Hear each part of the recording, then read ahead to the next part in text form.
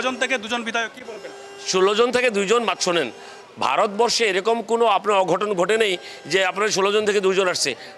আপনি জানেন এইবার 284টা ক্যান্ডিডেট দিয়েছিলেন আপনার ওয়েস্ট বেঙ্গল কংগ্রেসে, 2 জন জিতছে ওখানে। এইবার আপনি দেখছেন কংগ্রেসের অবস্থা কি, যে কংগ্রেসের সরকার চালাচ্ছেন এখানে 78টা সিট পেয়েছিলেন, কংগ্রেসে কন্টিনিউয়াসলি 3বার মুখ্যমন্ত্রী ছিলেন, সরকার চালাচ্ছেন, তাদের অপোজিশন কি? তাদের মাত্র 19 জন জিতছে, তারা 18 জন মিয়া মুসলমান জিতছে, মাত্র 1 জন জিতছে। গতিকে সেটা না, পার্টিতে আপনি যখন নাকি নির্বাচন হয়, নির্বাচনে আপনার উত্থান প্রদান থাকে, কিন্তু সেটা নয় যে আমাদের মনোবল ভেঙে গেছে।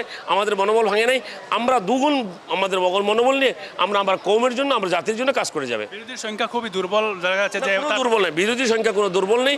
বিরোধীর সংখ্যা আমরা মৌলানা বদরুদ্দিন আজমল সাহেব আছে, আমি আছি, অখিল গগৈ সাহেব আছে, সবাই মিলিয়ে আমরা কাজ করবো। এটা হচ্ছে যে আরও একটা বিষয়, মৌলানা বদরুদ্দিন আজমলের বিষয়। বদরুদ্দিন আজমল বিধানসভায় তিনি শপথ গ্রহণ করবেন, আবার তার পরবর্তী না, শপথ গ্রহণ করবেন না সেটা নয়, ওনার বেমার হয়েছে, উনি বর্তমানে জেলাস করতেছেন, উনি হজে গেছে, হজে থেকে আসে শপথ গ্রহণ করবেন।